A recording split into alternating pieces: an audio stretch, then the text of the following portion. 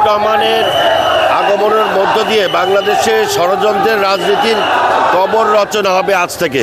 বাংলাদেশে তারেক রহমান প্রত্যাবর্তনের মধ্য দিয়ে বাংলাদেশের রাজনীতিতে একটি ইতিবাচক ঐতিহাসিক ঘটনা ঘটেছে। তারেক রহমানের আগমনের মধ্য দিয়ে বাংলাদেশে ষড়যন্ত্রের রাজনীতির কবর রচনা হবে আজ থেকে।